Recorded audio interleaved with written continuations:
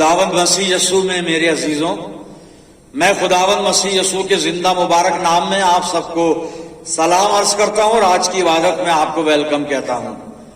अजीजों, मैं हमेशा आपके लिए प्रार्थना करता हूं कि प्रभु का अनुग्रह आपको हमेशा सुरक्षित रखे। आज के दिन के लिए परमेश्वर का धन्यवाद करते हैं, सच्ची संगति के लिए परमेश्वर का धन्यवाद करते हैं। अजीजों, आज जो कलाम का हिस्सा खुदा बाप ने मुझे दिया है आपके साथ शेयर करने के लिए, वो पौलुस रसूल का खत जो उसने रोमियो को लिखा है, रोम नगर की मंडली को लिखा है, दूसरा अध्याय 1 से 8 पद में आपके सामने पढ़ूंगा। Romans chapter 2 verse beginning from 1 to 8। आप अपनी बाइबल में देखिए। बस है इल्जाम लगाने वाले, तू कोई क्यों ना हो, तेरे पास कोई उज्र नहीं, क्योंकि जिस बात का तू दूसरे पर इल्जाम लगाता है उसी का तू अपने आप को मुजरिम ठहराता है। इसलिए कि तू जो इल्जाम लगाता है खुद वही काम करता है, और हम जानते हैं कि ऐसे काम करने वालों की अदालत खुदा की तरफ से हक के मुताबिक होती है। और इंसान, तू जो ऐसे काम करने वालों पर इल्जाम लगाता है और खुद वही काम करता है, क्या ये समझता है कि तू खुदा की अदालत से बच जाएगा? या तो तू उसकी मेहरबानी और तहम्मुल और सब्र की दौलत को नाचीज जानता है और नहीं समझता कि खुदा की मेहरबानी तुझको तौबा की तरफ माइल करती है, बल्कि तू अपनी सख्ती और गैर ताइब दिल के मुताबिक उस कहर के दिन के लिए अपने वास्ते गजब कमा रहा है, जिसमें खुदा की सच्ची अदालत जाहिर होगी और वह हर एक को उसके कामों के मुआफिक बदला देगा। जो नेकोकारी में साबित कदम रहकर जलाल और इज्जत और बका के तालिब होते हैं, उनको हमेशा की जिंदगी देगा।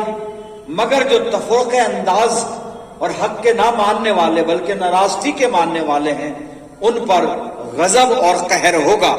खुदावंद की बड़ी बरकत उसके पाक कलाम के पढ़े जाने और सुने जाने पर हो, आमीन। आइए दुआ करें। खुदावंद मसीह यीशु में हमारे प्यारे आसमानी बाप, ये वक्त है तेरे जिंदा मुबारक कलाम पर मनन करने का। हम में से हर एक को पाक रूह का मसा अता फरमा पिता परमेश्वर, कि हम पवित्र आत्मा की अगुवाई में होकर तेरे पवित्र वचन को समझ सकें।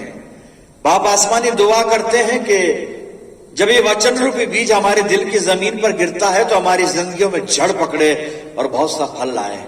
आसमानी बाप, हमारे चारों तरफ अपने पाक फरिश्तों की सेना का बाड़ा बांधना कि शैतान हमें किसी भी तरह से तेरी संगति से अलग ना कर सके।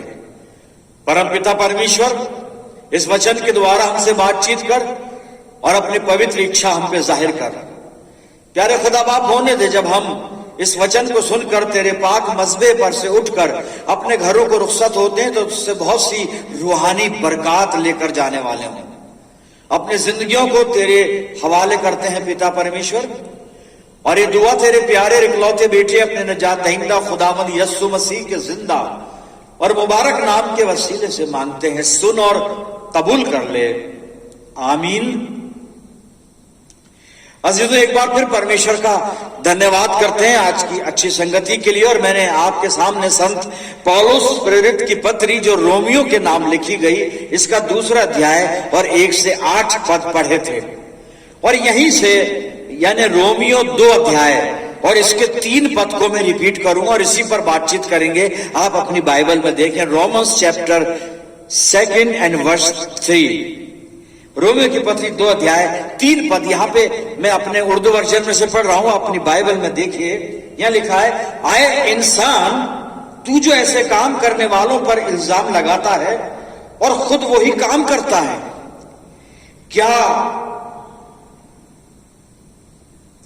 क्या ये समझता है कि तू खुदा की अदालत से बच जाएगा?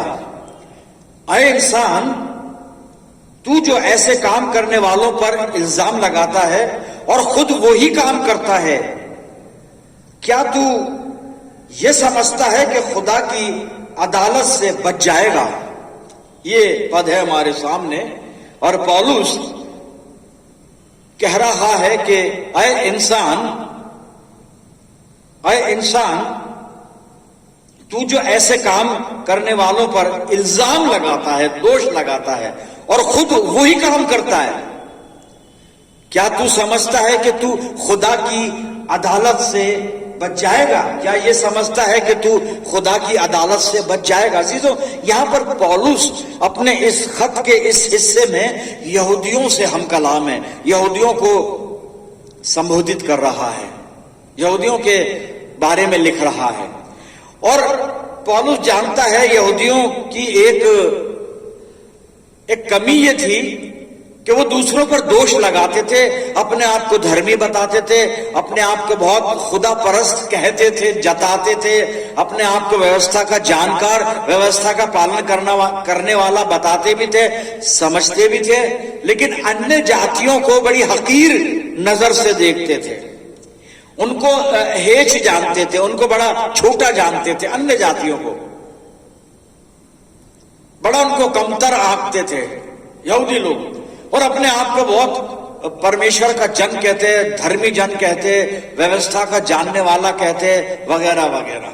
लेकिन पौलुस ने बताया कि हर मनुष्य पापी है, यहूदी भी पाप करते हैं, और बिल्कुल यहूदियों ने गुनाह किए, इसमें कोई शक नहीं। बाइबल इस बात की जमानत है, बाइबल हमारे पास प्रमाण है कि इस्राएलियों ने परमेश्वर की दृष्टि में कितने पाप किए, यही जो आगे चलकर यहूदी कहलाए। तो यहूदी भी पापी हैं, अन्य जाति भी पापी हैं, और मनुष्य जाति पापी है मेरे अजीजों। लेकिन पौलुस का विषय यह है, वो यहूदियों को कह रहा है कि तुम दूसरों पर दोषारोपण करते हो, दूसरों पर ये इल्जाम लगाते हो कि ये पाप करते हैं, ये गुनाहगार हैं, लेकिन तुम खुद भी तो गलत काम करते हो, तुम खुद भी तो गुनाहगार हो, फिर तुम दूसरों पर कैसे दोष लगा सकते हो? और यहां पर तीसरे पद में लिखा है कि अय इंसान, तू जो ऐसे काम करने वालों पर इल्जाम लगाता है और खुद वही काम करता है। ये कह रहे हैं अन्य जातियां पाप करती हैं, अन्य जातियां बुत परस्ती करती हैं, अन्य जातियां व्यभिचार करती हैं। अरे ये खुद भी तो वही काम कर रहे हैं। पौलुस कह रहा है तुम खुद वही काम कर रहे हो और दूसरे लोगों पर इल्जाम लगा रहे हो। और आगे आयत के दूसरे हिस्से में सवाल पूछ रहा है पौलुस, यहां पे लिखा है, क्या ये समझता है, खुद तो वही काम करता है, तो क्या ये समझता है, यहां पे लिखा है, क्या ये समझता है कि तू खुदा की अदालत से बच जाएगा? पौलुस यहूदियों को यह बताना चाहता है कि तुम अन्य लोगों पर इल्जाम लगाते हो कि साहब ये अन्य जातियां गलत काम करती हैं, घिनौने काम करती हैं, व्यभिचार करती हैं, बुत परस्ती करती हैं, वगैरह वगैरह, ये सारी चीज, लेकिन तुम खुद भी तो ऐसे काम करते हो, और तुम खुद ऐसे काम करके दूसरों पर इल्जाम लगाकर, क्या तुम्हारे को ये गलतफहमी है कि तुम खुदा की अदालत से बच जाओगे?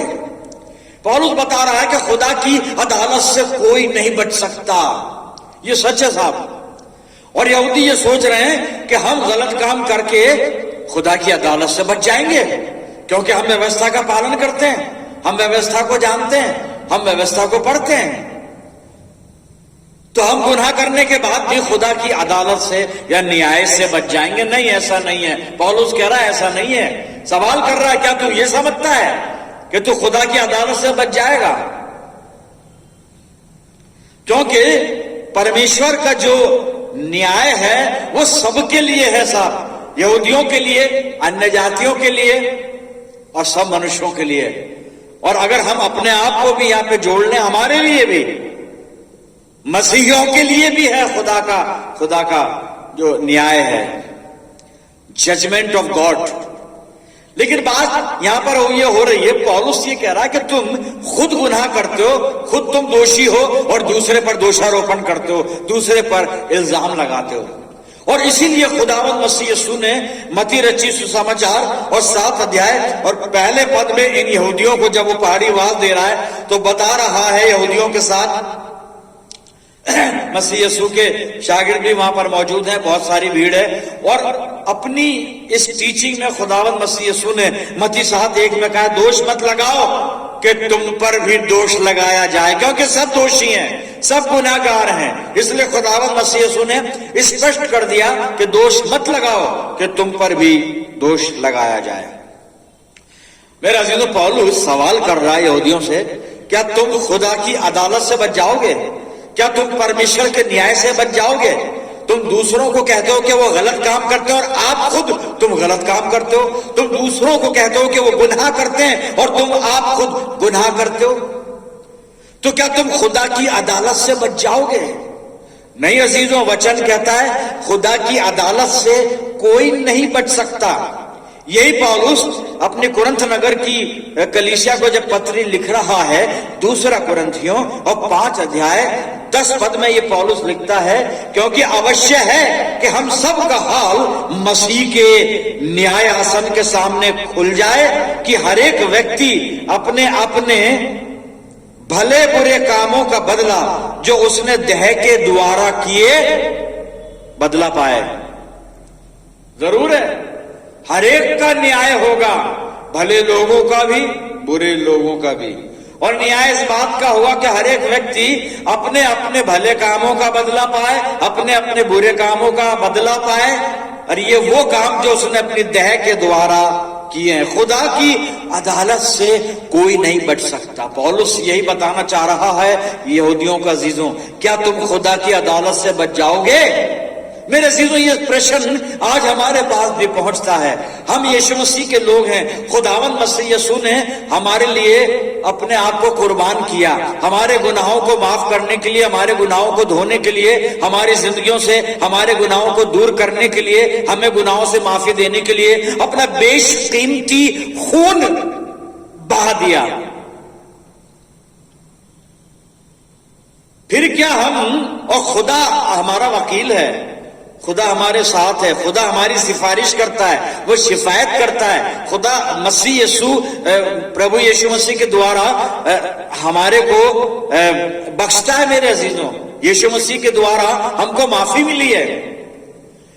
और ये जो फेवर किया, ये खुदा बाप ने किया कि हमसे इतना प्यार किया, अपना इकलौता बेटा दिया कि मसीह यीशु की मार्फत हमें गुनाह की माफी मिले, मसीह यीशु के वसीले से हम बचाए जाएं।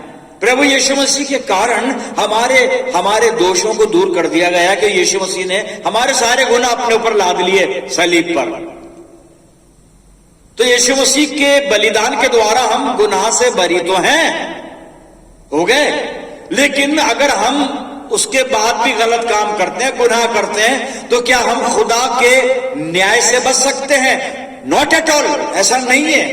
खुदा की अदालत से कोई नहीं बच सकता। मेरे अजीजों, जो भला है वो अच्छा रिवॉर्ड पाएगा और जो बुरा है उसको दंड मिलेगा, बाइबल ये बता रही है। और पौलुस इस खत में कलीसिया को लिख, रोम नगर की जो मंडली में यहूदी लोग हैं उनको लिख रहा है कि तुम दूसरों को दोष लगाते हो, लेकिन तुम अपने आप को देखो, तुम्हारी जिंदगी में भी गुनाह मौजूद है। और तुम क्या समझते हो कि तुम न्याय के दिन परमेश्वर के न्याय से बच जाओगे? नहीं बचोगे, कोई नहीं बचेगा। मेरे अजीजों, प्रियजनों, इससे पहले कि आगे चले हम सावधान हो जाएं, हम भी नहीं बचेंगे अगर हम गुनाह करते हैं। तो गुनाह से तो हमें कोसों दूर रहना पड़ेगा, बुरे कामों को हमें अपने जीवन से बाहर करना पड़ेगा, क्योंकि खुदा की अदालत से कोई नहीं बच सकता। अब मैं एक हवाला पढ़ने जा रहा हूं और पतरस की दूसरी पत्री मैंने निकाल ली है, और इसका 2 अध्याय और 4 से 6 पद मैं पढ़ रहा हूं, जो मैं अभी अर्ज कर रहा था कि खुदा की अदालत से कोई नहीं बचेगा। पौलुस यही बताना चाह रहा है वहां पे रोम नगर की मंडली के अंदर, कलीसिया के अंदर जो यहूदी हैं, उन लोगों को कि तुम दूसरों पर दोष लगाते हो और खुद वही काम करते हो। तो तुम क्या ये समझते हो कि तुम खुदा की अदालत से बच जाओगे? तुम इस गलत फहमी में मत रहना। और अजीजों, हम भी सावधान हो जाएं कि हम भी किसी गलत फहमी में ना रहें कि यीशु मसीह ने मेरे लिए अपने प्राण दे दिए, मेरे गुनाह धो दिए उसने, और अब मैं कुछ भी करता फिरूं, अब मेरा कुछ नहीं होगा। नहीं, खुदा की अदालत से तो कोई नहीं ना बच पाया है ना बचेगा। तो मैं हवाला पढ़ने जा रहा था, दूसरा पतरस 2 अध्याय 4 से 6 पद आप अपनी बाइबल में देखें। क्योंकि जब परमेश्वर ने उन स्वर्गदूतों को जिन्होंने पाप किया नहीं छोड़ा, पर नरक में भेजकर अंधेरे कुंडों में डाल दिया ताकि न्याय के दिन तक बंदी रहें। और प्राचीन युग के संसार को भी न छोड़ा, वरन भक्तिहीन संसार पर महाजल प्रलय भेजा, पर धर्म के प्रचारक नूह समेत 8 व्यक्तियों को बचा लिया। और सदोम और अमोरा के नगरों को विनाश का ऐसा दंड दिया कि उन्हें भस्म करके राख में मिला दिया, ताकि वो आने वाले भक्तिहीन लोगों की शिक्षा के लिए एक दृष्टांत बने। और 7वें पद में लिखा है, और धर्मी लूत को जो अधर्मियों के अशुद्ध चाल चलन से बहुत दुखी था, छुटकारा दिया। मेरे अजीजों, मैंने दूसरा पतरस 2 अध्याय और 4 से 7 पद आपके सामने पढ़े हैं। खुदा का इंसाफ है यहां पे, परमेश्वर की अदालत से कोई नहीं बच सकता। दूसरा पतरस 2 अध्याय 4 पद में वहां पे पतरस लिख रहा है, माफ कीजिएगा, पतरस के खत पे हम ध्यान दे रहे हैं। पतरस लिख रहा है कि खुदा ने फरिश्तों को भी नहीं छोड़ा, सुपर नेचुरल पावर को भी परमेश्वर नहीं बचता साहब, अदालत करता है, न्याय करता है। और यहां पे लिखा है कि उसने उनको नरक में डाल दिया। खुदा ने किनको? स्वर्गदूतों को, सुपर नेचुरल पावर, उनको नहीं बख्शा। मैं और आप क्या है साहब? हम क्या हैं? सावधान रहें, खुदा सबकी अदालत करेगा, सबकी अदालत होगी, कोई नहीं बच सकता। तो यह 4 पद में हमने देखा, पतरस की पत्री के 2 अध्याय में, दूसरा पतरस 2 अध्याय में हमने देखा फरिश्तों को नहीं छोड़ा। और फरिश्तों को करा क्या, ये आप नोट करें, यहूदा की पत्री और उसके 6 पद को देखना घर जाकर आप। फिर उसके बाद दूसरा पतरस 2 अध्याय 5 पद में लिखा है, खुदा ने पहली दुनिया को भी जल प्रलय भेज के हलाक कर दिया, केवल नूह और उसका फैमिली बचा साहब। पूरी दुनिया को नूह के परिवार के अलावा न्यूमेरिकल सुपरमेसी। पहले फरिश्तों का देखा हमने, सुपर नेचुरल पावर को नहीं बख्शता खुदा, अदालत करता है। फिर यहां पे नूह के जमाने में जो जल प्रलय हुआ, न्यूमेरिकल सुपरमेसी, पूरी दुनिया को हलाक कर दिया गया। पूरी दुनिया को, सिर्फ नूह अपने परिवार समेत बचा, 8 जानें बचाई गई मेरे अजीजों। फिर दूसरा पतरस 2 अध्याय और 6 पद में लिखा है, खुदा ने सदोम और अमोरा को भी आग और गंधक गिराकर भस्म कर दिया साहब, भस्म कर दिया, खाक कर दिया। वहां लिखा है खाक कर दिया।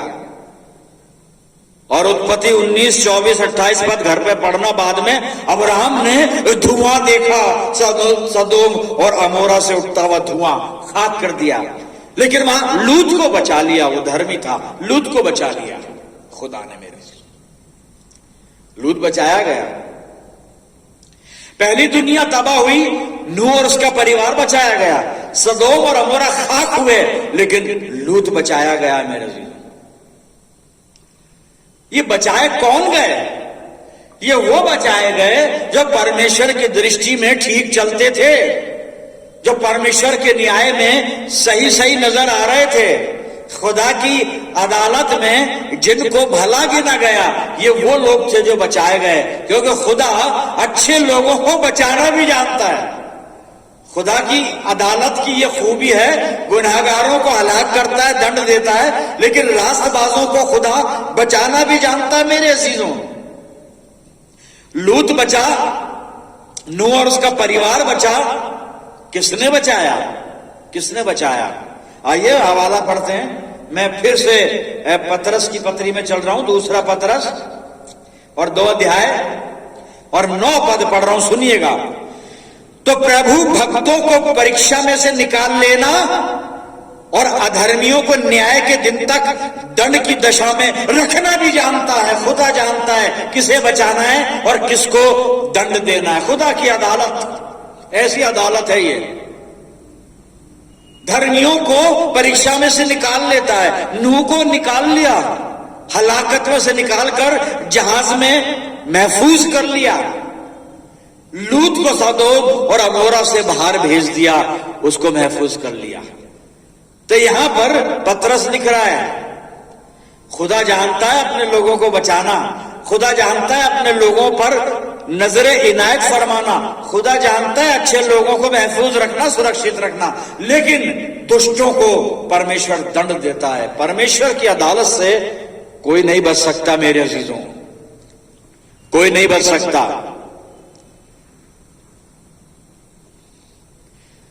हमें अपनी जिंदगी पे गौर करना है और वचन कुछ अच्छी बातें हमें टिप्स में बता रहा है, उन्हें फॉलो करना है। पतरस ही बताएगा हमें, पतरस ने इतनी बातें हमें बताई हैं तो पतरस ही बताएगा कि हमको करना क्या है परमेश्वर की अदालत में सुरक्षित रहने के लिए।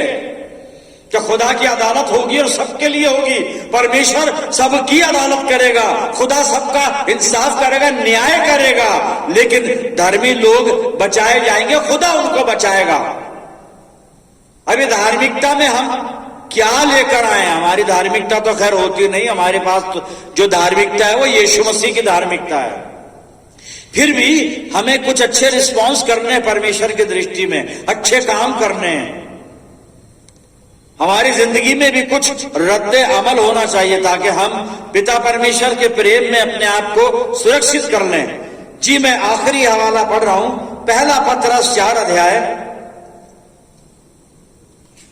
और 7 से 11 पद आप सुनिए। यहां पे 6 बातें बताई हैं। पतरस 6 काम कह रहा है कि विश्वासी को ये करने चाहिए ताकि परमेश्वर का अनुग्रह उस पर बना रहे और खुदा की अदालत में वो सुरक्षित महफूज नजर आए, क्योंकि खुदा की अदालत सबके लिए है, सबके लिए है, मेरे लिए भी है, हमारे लिए भी है अजीजों। पर हम अपने विश्वास की रखवाली करें, हम अपनी धार्मिकता को प्रभु यीशु मसीह के द्वारा सुरक्षित रखें, प्रभु यीशु मसीह में सुरक्षित रखें। तो वो काम जो हमें करने को कहा जा रहा है वो सुन लेते हैं कि अगर हम ऐसा करते हैं तो प्रभु की दृष्टि में हम बिल्कुल महफूज हैं, साहब सुरक्षित हैं, और परमेश्वर के न्याय में भी हम सुरक्षित हैं, महफूज हैं। आइए देखते हैं पहला पतरस 4 अध्याय और 7 पद से मैं पढ़ रहा हूं। सब बातों का अंत तुरंत होने वाला है, सब बातों का अंत तुरंत होने वाला है, इसलिए संयमी होकर प्रार्थना के लिए सचेत रहो, दुआ में लगे रहें। सब में श्रेष्ठ बात यह है कि एक दूसरे से अधिक प्रेम रखो, क्योंकि प्रेम अनेक पापों को ढांक देता है। आपसी भाईचारा, आपसी प्रेम, आपसी मेल मिलाप, बिना कुड़कुड़ाए एक दूसरे का अतिथि सत्कार करो। जिसको जो वरदान मिला है वो उसे परमेश्वर के नाना प्रकार के अनुग्रह के भले भंडारियों के समान एक दूसरे की सेवा में लगाए। यदि कोई बोले तो ऐसा बोले मानो परमेश्वर का वचन है। यदि कोई सेवा करे तो उस शक्ति से करे जो परमेश्वर देता है, जिससे सब बातों में यीशु मसीह के द्वारा परमेश्वर की महिमा प्रकट हो। और कंक्लूड कर रहा है पतरस, महिमा और साम्राज्य युगान युग उसी का है, आमीन। अजीजों, हमें इन बातों का पालन करना है ताकि खुदावंद की अदालत में, परमेश्वर के न्याय सिंहासन के सामने हम सुरक्षित रह सके, क्योंकि अदालत सबकी होगी, न्याय सबका होगा। ये 6 बातें जो पतरस ने अभी अपनी पहली पत्री के 4 अध्याय के 7 से 11 पद में बताई हैं, हम इन बातों का पालन अपने जीवन में करें। फिर ये जनो हमारी प्रैक्टिकल लाइफ में ये बातें होनी चाहिए ताकि हम प्रभु के अनुग्रह में हमेशा सुरक्षित रहें, आनंदित रहें और पिता परमेश्वर का धन्यवाद करते रहें। आइए दुआ करें। खुदावंद मसीह यीशु में हमारे प्यारे आसमानी बाप, धन्यवाद करते हैं पिता परमेश्वर तेरे पाक कलाम के लिए, जिंदा कलाम के लिए, जो हमें विश्वास में मजबूत बनने की शिक्षा देता है, मसीह जीवन में जीने के तौर तरीके हमें सिखाता है और प्रभु के अनुग्रह में सुरक्षित बने रहने का हमें प्रोत्साहन और हौसला देता है। प्रभु जी, आज जो कुछ भी कलाम ने हमें सिखाया और समझाया, होने दे कि हम पवित्र आत्मा की अगुवाई में होकर इस वचन का पालन अपनी जिंदगियों में करें प्रभु, ताकि हम तेरी अदालत में बिल्कुल सुरक्षित पाए जाएं।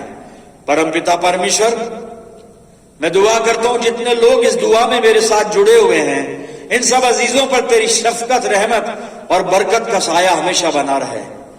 परमपिता परमेश्वर, हम सब मिलकर पूरे आलम के लिए दुआए खैर मांगते हैं। प्यारे आसमानी बाप, अपनी जिंदगियों को तेरे हवाले करते हैं और इस प्रार्थना को बड़े ईमान में होकर, बड़ी दीनता नम्रता की आत्मा में होकर तेरे प्यारे और इकलौते पुत्र और अपने और इस जहान के उद्धार करता खुदावंद यीशु मसीह के जिंदा और मुबारक नाम के वसीले से मांगते हैं। सुन और कबूल कर ले, आमीन। अब हमारे खुदावंद मसीह यीशु का फजल, खुदा बाप की मोहब्बत, पाक रूह की रिफाकत और शराकत हम में से हर एक के साथ, तमाम ईमानदारों के साथ, हमारी सब मंडलियों के साथ अब से लेकर हमेशा तक होती रहे, आमीन।